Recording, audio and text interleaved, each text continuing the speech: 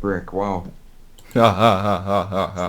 Send me it. No, Jesus. let me make this video first. God, I. Wow. I just want to put it on my car. Like, please.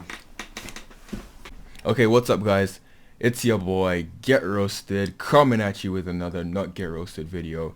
Alright, so if you're watching this, you probably already know SS3.8 is out, and y'all probably saying, how do I install this? Well, that's what we're going to be learning today.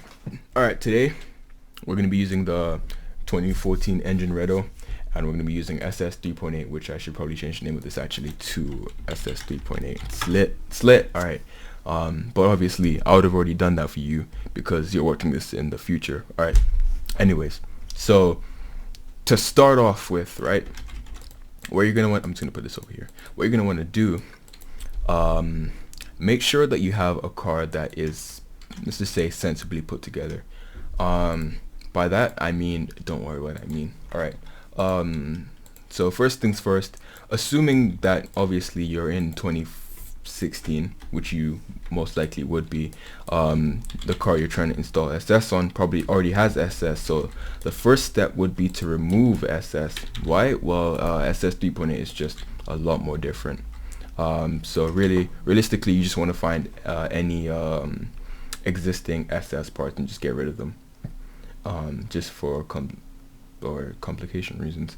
That includes going into the vehicle seat itself and just removing whatever XYZ. Very useful.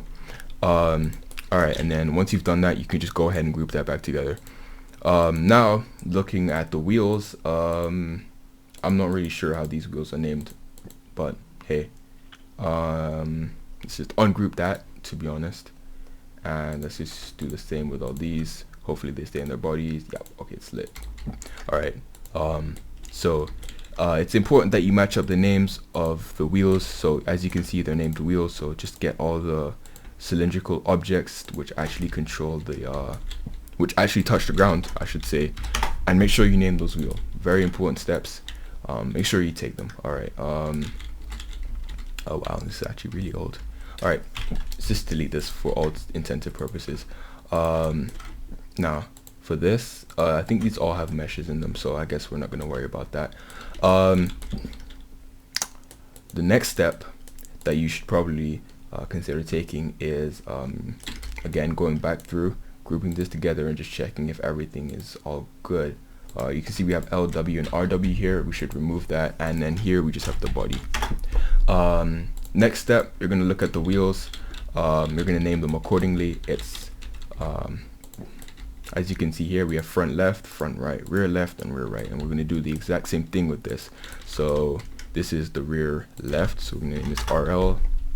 This is the rear right, so we're going to name the RR. Front left and front right. That is the naming scheme. Make sure you get that right, or else your car is just going to potato out. The next step that you want to follow is just taking the kit. I would suggest copying the kit just so that you have one to reference, and then using the other one for parts. So we can just go ahead and ungroup this. Thumbnail camera don't really matter. I'm probably actually going to remove that from the kit. Yeah, kind of forgot to do that. Alright, get out of here. Alright, it's lit. Okay, so the first thing you can go ahead and do, to be honest, is let's just name this so you actually know what this is. Alright, let's name it Redo. And then everything else can just kind of get out of here, buddy. Just to clear up the workspace, let's just put those away. It's lit.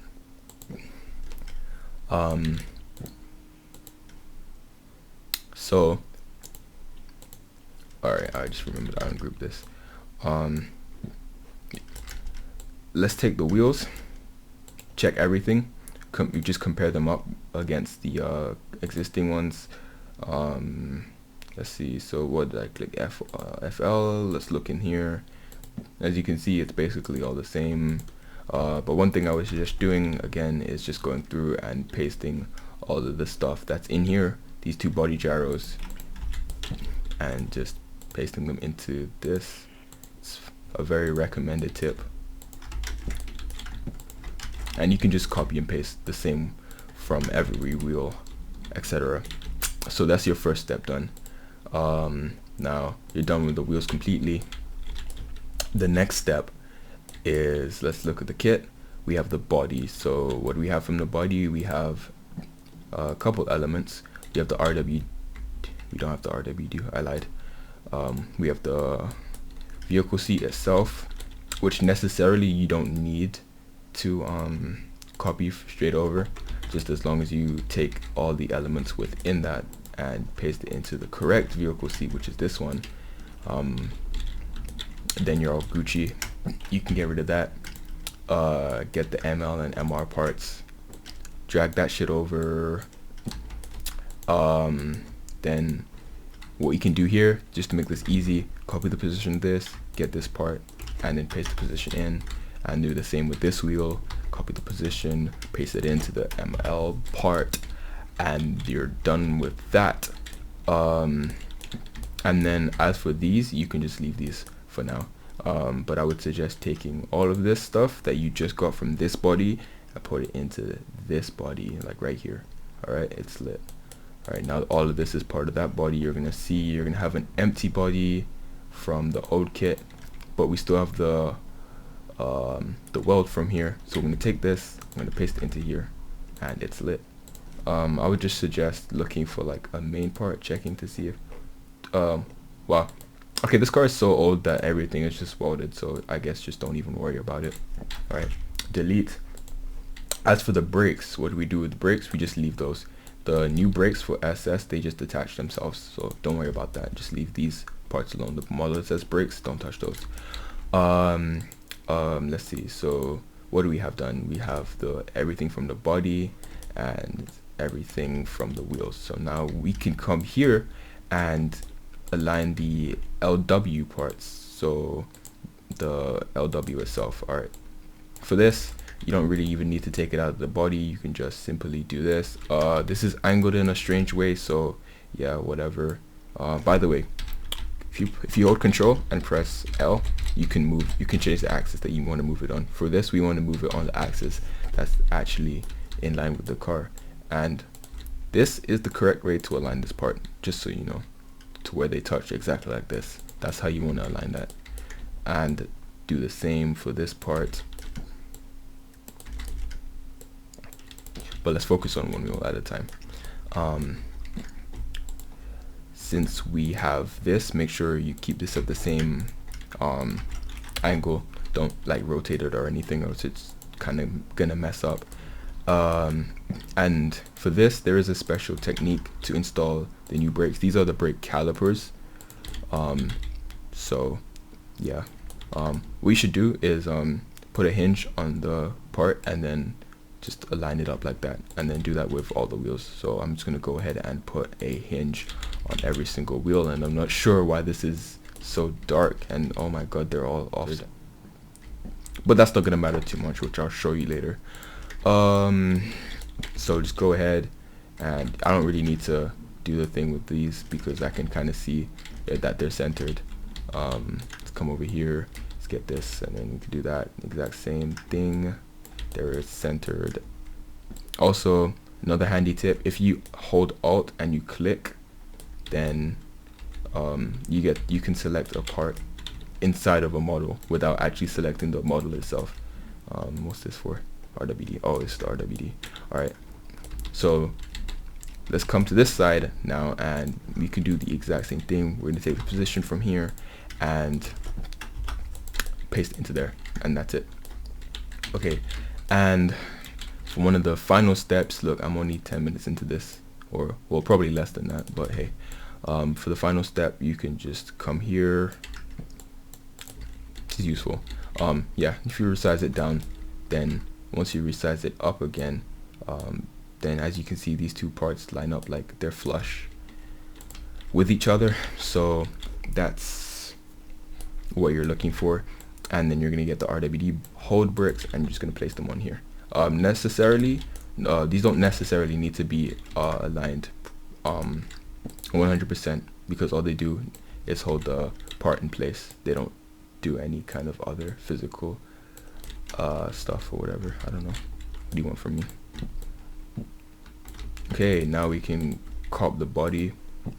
and pull it back down. Now just bear in mind that when you do pull the body back down, there are going to be some parts that you're going to need to move back up. So I'd use the 1 scale and then come down here and just take those parts and resize them back up until they are in the correct positions. And I can see already from the front wheel that it is in the correct position. So I can go ahead and play and test to see if everything works. I mean, and one thing that I would really suggest is please use the output. Like, look, it's right here. See, it's right here. So you can go ahead and check if you've done anything wrong. You can go ahead and check, like I have just now. Okay, so what does it say? It says script.parent.redo.body.ml. So let's go into the body.ml, and it says the error is coming from here, line 3, which is script.parent.lw.ss, which means that we should go over there. And the problem was I forgot to put it in the body. I forgot to put everything in the body actually, which is, wow, potato move. So we ungroup that and we can group everything back together. Alright, so proceed slip.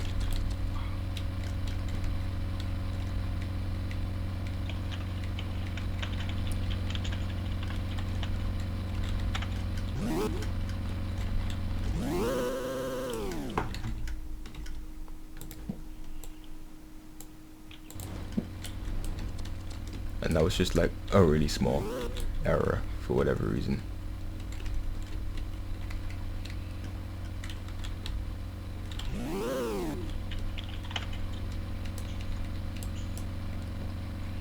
Alright, now the car doesn't move, and I'll tell you why it doesn't move. There's one main reason, and it's because, remember that thing that we did earlier with the wheels? Yeah, I forgot to like undo that. Alright, yeah, so again, important that you take the hinges off. It took me a second to remember that, but hey, we all make mistakes, and you're definitely going to be making more mistakes than I did. So, get in there, buddy. I'm not sure why this is doing this, but it's just probably because of the amount of welds it has. As you can see, it drives now, but it's definitely struggling with life. So, one good thing to do is to go into the body and just make sure that you have everything anchored first of all, and just uncan collide the entire body just to reduce the risk of something colliding with something else. I'm not sure why it does this, but hey.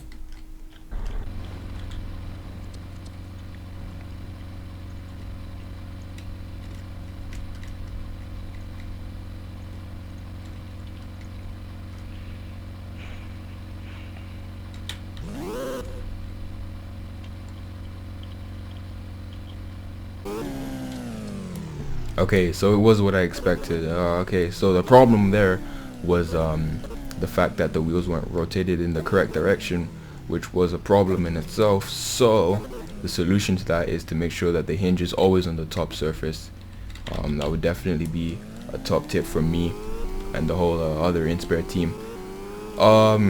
Okay, now that you've installed the chassis, you're probably wondering, so how do I tune it, buddy? Well, that's a great question. Very, very good question, in fact. I wish more people like you existed. Just kidding, actually. So anyways, if you notice that your car stops a little bit too fast for your likings, one thing that you could definitely do is go into the brakes, select all of them, and change the size of them down a little bit. So I'm gonna do 0.3 and see how this car stops, because 0.5 was definitely way too much power for this car.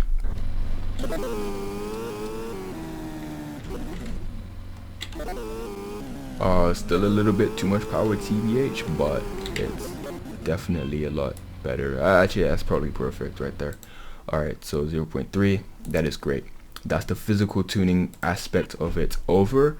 If we go now to the vehicle, see if I could ever find it. Here it is. It was right at the top. And we go into the gearbox. first of all, I'd like to turn your attention to this readme. This readme goes through basically everything that you need to know. So if you could read that, that would be great. In fact, you'll probably see the video here on this channel. You'll probably find the link there anyways, because how can I give you the link to something that hasn't been uploaded yet? It's something you should be asking yourself. Anyhow, this right here, SS3.8 is based on transmissions.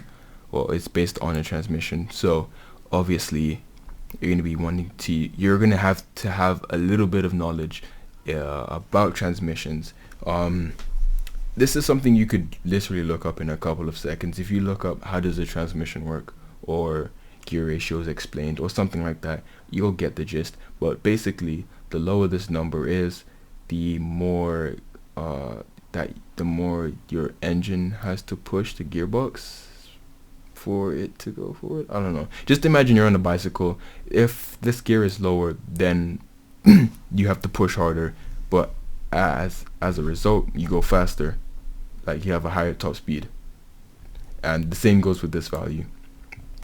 So anyways, basically, to explain, if you're too lazy to read, this sets the amount of gears. This is the gears where they're at. So if you set like 12 gears, then you obviously want to make sure that every single gear here has a value and isn't just 0. If you have 3 gears, then you don't necessarily need to remove these other gears right here. You can keep them. Just note that it'll only go up to here. It'll only read from here, and the same if you increase this to 4. It'll only read up to here. So let's assume we add a 7th gear. Well, what do? Well, we change the gear ratio here to like whatever, like I don't know, 0.0, same 0.9, 0.7, whatever.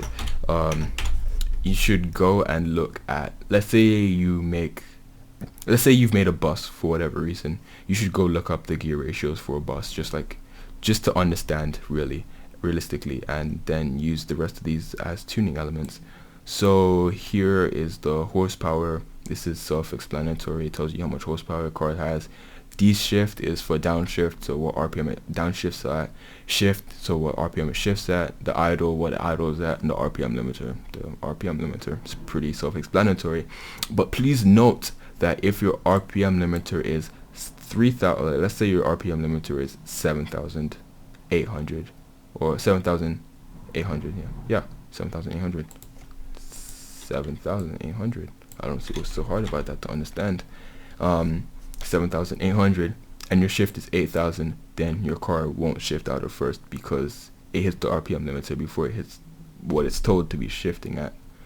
So that's just a quick rundown of what that is. The rest of this stuff I really would not recommend changing, because yes, it is all there and put here for a reason.